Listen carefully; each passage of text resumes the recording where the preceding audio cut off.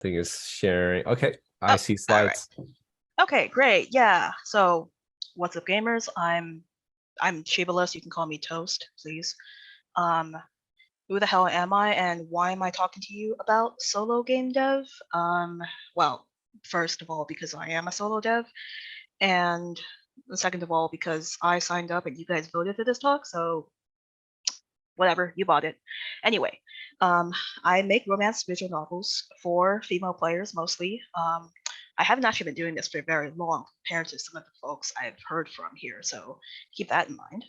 I do writing, I do art, I do coding, and kind of hack together the UI, which is basically most of the user-facing things for my games. And the two games that I currently have out are both fantasy, romance-focused visual novels. Ursa Major is they're both for kind of for Otome Jam.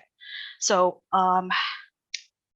basically, what I want to talk to you all today about is solo dev and what you should expect from this talk. Now, basically, this is a breakdown of the topics that I'm going to be covering here. What is solo dev? What am I talking about when I say solo visual novels? Is being a solo visual novel dev right for me?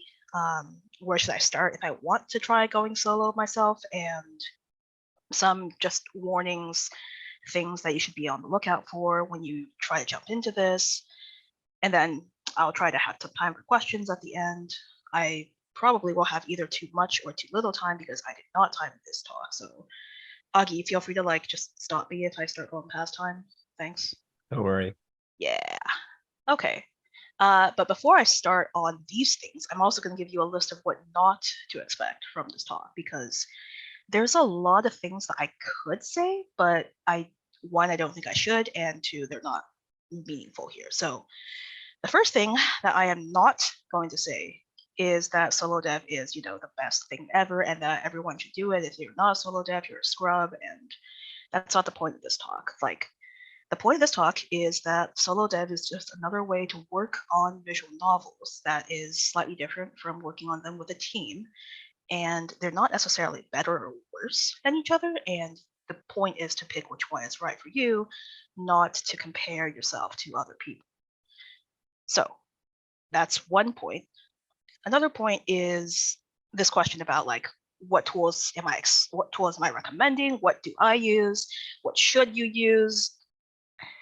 The problem with me giving you any answers to that question is that this is literally going to cover all of visual novel development because solo dev is just developing visual novels.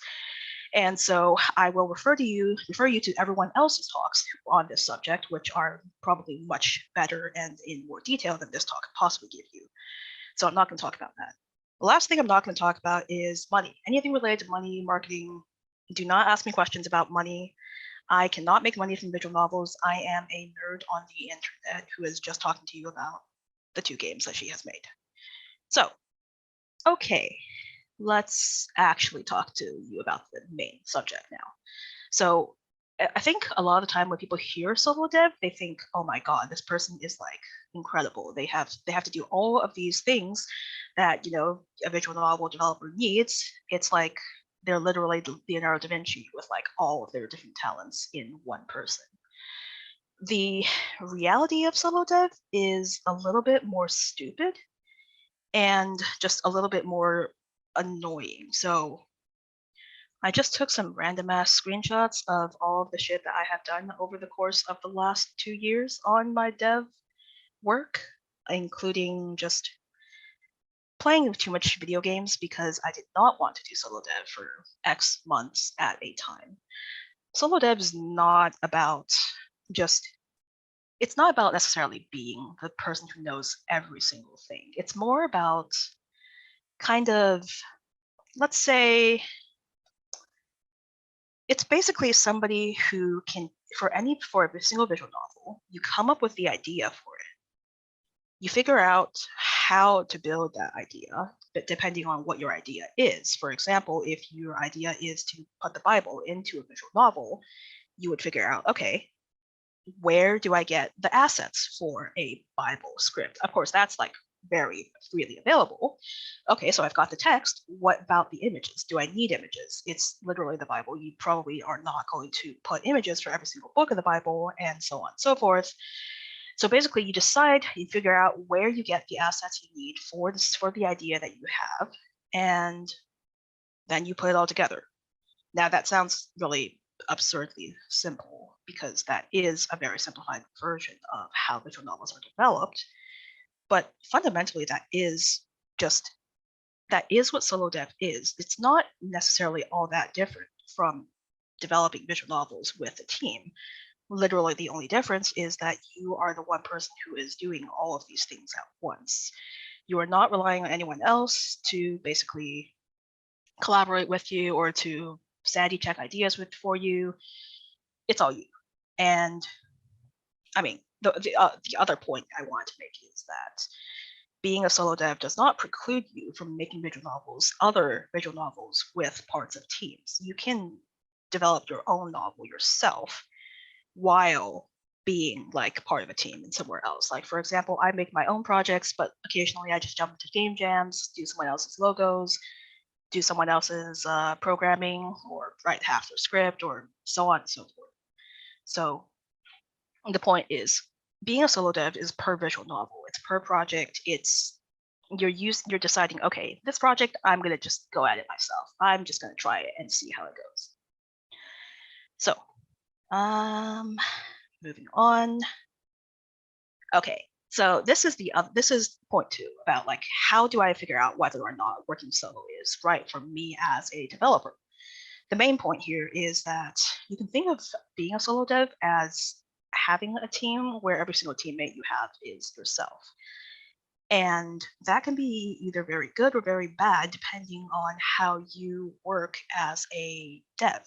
So let's go through some of the pros. So pro is obviously there's going to be a lot more creative freedom. You can agree with yourself a lot more frequently than you can agree with other people. There's less pressure, arguably less pressure, less social pressure from other people because there are no other people. You might still pressure yourself. I can get into that later. In general, though, less social pressure. You do have to learn pretty much everything about game dev as a solo dev, and that actually puts you in a pretty good spot for even if you decide in the future that you don't want to do solo anymore, because you now have a better understanding of all of the other, things about visual novels that you never really thought about, like actually how the hell does UI work, or so that's what it feels like when you mouse over a button and it makes a little sound. It's a little cute sound, and stuff like that you didn't really, for example, if you were only a writer or you were only the background artist or you were only the sound designer, you might not have exposure to a lot of these things until you like have to deal with all of them yourself. So that's another pro. Sorry, one sec. I clicked somewhere stupid and lost my page. Okay. Yeah, the fourth last pro is you work however you like. Good and bad, but let's call it a good thing for now. Now, going on to the cons, you have much less time as a solo dev to do everything. Sorry. What I mean by that is, in a normal visual novel team, obviously you've got a significant number of teammates that you're sharing this project with. They're sharing your burdens. They're parallelizing your work. You can work on multiple things at the same time because you have multiple people. As a solo dev, unless you are very careful with your time and very careful with, the types of things that you intersperse with each other, like, okay, I'm going to draw a sprite right now, and then while it's rendering, I'm going to write like 2 lines of script. No one does that, for one, and it's hard. So you have much less time because you are only one person. You have to do everything in order. So you can't do things in parallel. That's one problem. There's going to be a trade-off in quality. Like, this is just the jack of all trades, master of none type of situation. Unless you are literally Leonardo da Vinci, you cannot personally be the best person at art and writing and programming and so on, so on, so on. If compared to, for example, if you had a team of people with one person actually dedicated to each of those tasks. So some of those areas are going to be less polished than other areas. You do have to do everything. That's also another con. This is a lot of work. You're putting a lot of work on yourself as a solo dev. And the last thing is kind of calls back to what I was saying about how if you work solo, all of your teammates are you. You might agree with yourself, but if you've got personal like issues with work that cut into the amount of work that you do, or you just run into just life issues for some reason or other, which people do frequently, it can stall work. It can hurt the work that you do in your game a lot more than if you had other people who are not you to carry it, to like pick up the slack when you had issues. As a solo dev, obviously, it's all you. So basically, anything bad that happens to you impacts your projects significantly more than it would impact a project with other people. Those are basically the main points I wanted to make about the trade-offs between solo and non-solo. And the next slide, I think, is going to give, what's my next slide? Oh, well, yes, when in doubt, try and see. Like, this is not a you should do one or the other thing. This basically is an idea. It's trying to give you an idea of like what it means to work solo. And yeah, try them both and see if you want. So this is a slide of things that you can do as a solo dev. And when I say that, please read that as things that I have done as a solo dev. I have changed a main character's personality multiple times. I have rewrote multiple thousand words of script every time because I wanted to, I guess. I can draw a bunch of sprites. I can redraw a bunch of sprites because my art style improved, and then I'd never use a bunch of them because, whatever. It's like, oh, yeah, well, my work is free. I'm just going to do this, and if I don't use it, it's whatever. If you were paying money for this, you might be a little bit more careful than I was, but that's one thing. You can just YOLO things. Like, as a solo dev, you control your own work a lot more. You can do shit and overdo shit, and this is an example of how much I overscoped Ursa Major, my Otome Jam project, significantly, and then basically decided, okay, you know what, for this entire month, I'm going to plan out my day every single day to do exactly these tasks that I have laid out for myself, and I will not have breaks until the end of the month. And I can do that because it's just me. But if I were trying to ask like a team of people to do this, either I would get mutiny or I would hate myself after the fact for making people do this.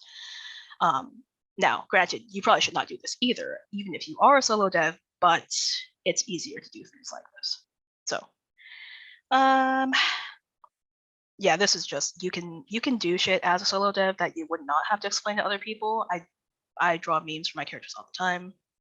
And you can also decide this is not the right time for me to work on my project. I am not going to work on my project. And then you just go off and not do that.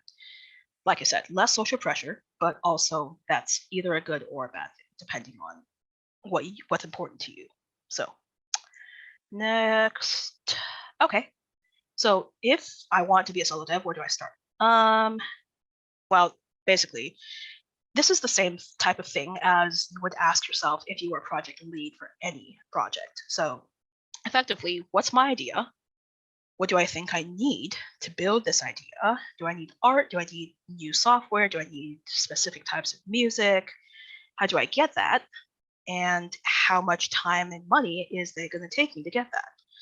You start with those 4 questions, work from there, and then if you answer number 4 and you're like, oh shit, it's going to take me $10,000, I don't have $10,000, I don't have a Kickstarter, go back to number 1, try to rethink your idea, figure out if there's something that you can change about it that costs you $5,000 instead, and then go back through these 4 questions until you get to whatever, a point that you're satisfied.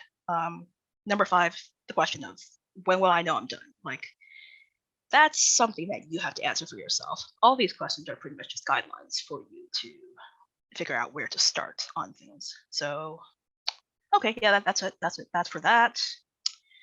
The other question that I think I'm going to get a lot is, like, obviously, not everyone is Leonardo da Vinci. You probably don't have all the skills you need to be a solo dev.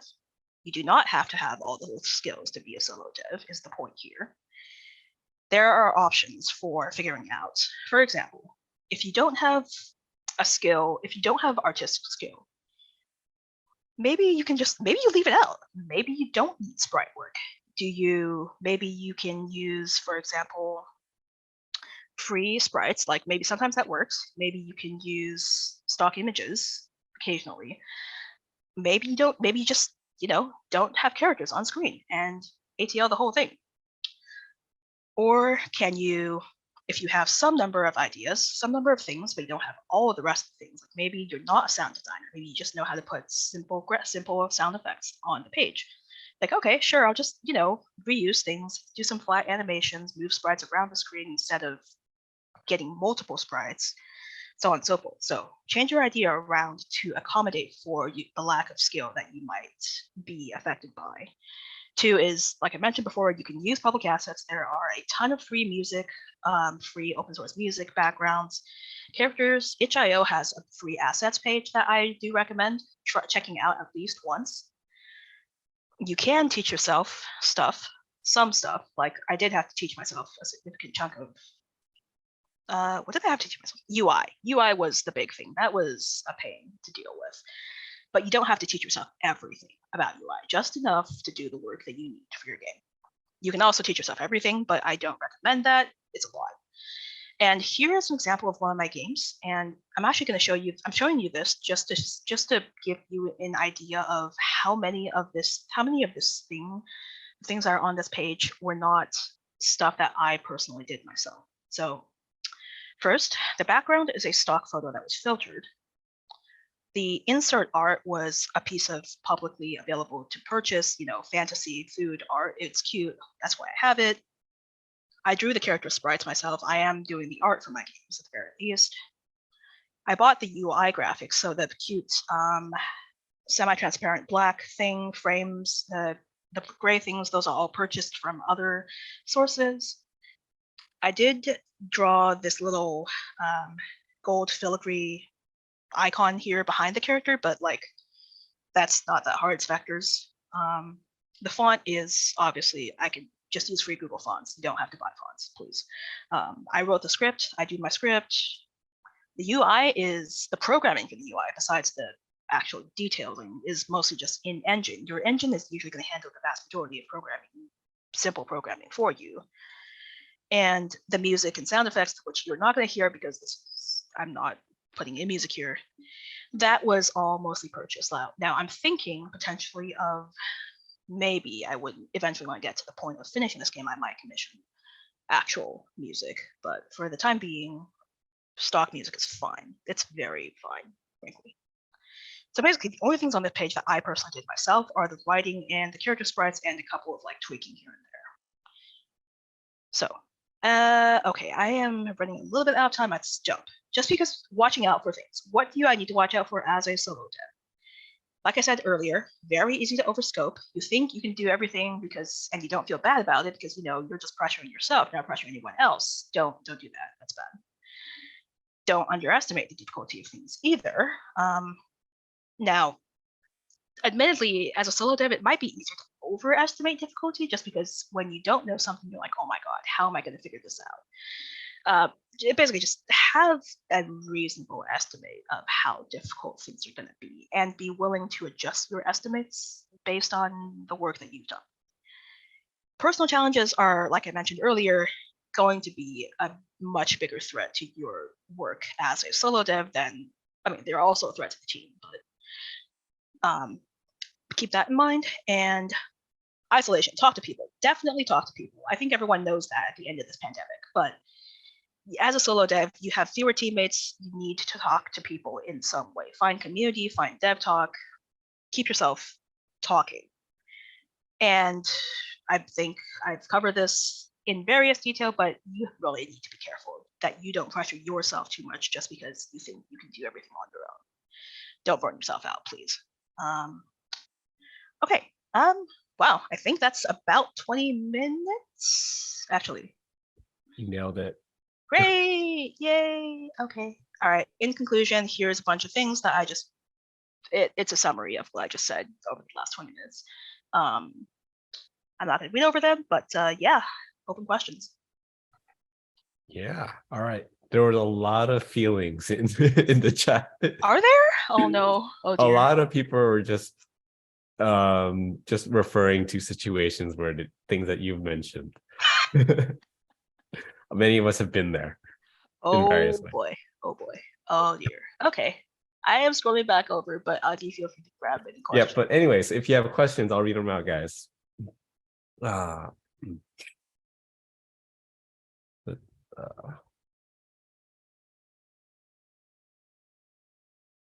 all right, wait. Is there anything going on here? Okay, so one question is, any thoughts on if wanting to go solo and eventually leave all aspects, lead all aspects, which do you prioritize? Learn. Learn. Any thoughts on if you want to learn everything about dev? Um, that's it's an interesting question, and I think the answer is going to be very unsatisfying because it's going to be depends. Depends specifically on what do you already know, what are you good at already? Because like you're good at something. That's like nobody is bad at every single thing. So it's like, do I want to prioritize getting better at the things I'm already good at? Do I want to prioritize getting better at the things I'm not good at so I can cover the bare minimum of everything? It depends on you. For me personally, I did not know a whole hell of a lot about animation in games before I started this, but like I grew up on anime. I love animation. I love putting things into my visual novels that are animated. So I prioritize that. I prioritize sound design and making my game feel more like an anime. But for you as a solo creator, you may have completely different priorities than me. So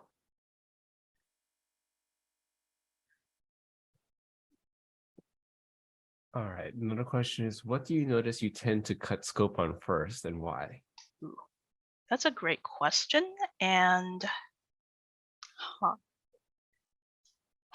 cut scope. It's definitely not character art. I can say that much, which is possibly not the best idea. Sometimes you should cut your character art, but scoping wise for other things, story, I do cut story scope. Like for some of the projects I've been on where I was not necessarily solo dev, but where I was functionally writing half the game myself, I'm like, okay, we had 3 endings, 2 of those endings are gone now. We had X ideas for this ending, they have all been condensed into something else. Anything that lets me reuse character sprites, reuse writing, reuse backgrounds, and just shrink down the size of the story is also going to be scope shrink. I think those are the 2 things I can think of right now. All right. And so someone's asking, do you have any good coping strategies, like talking yourself into not giving up? Huh. uh, hmm. It's a good question. And I think this will depend on who you are as a person and how you cope with things. Obviously, like everything I'm going to say is this depends on you. Right now, mostly I scream at friends, and I kind of say, but I'm creating this thing as a solo dev without anyone else because I have a story that I believe is not being told, and I want to tell it in whatever way I best have time and I best have energy to do so. And kind of just knowing that keeps me going, but it may depend on how you feel as a creator.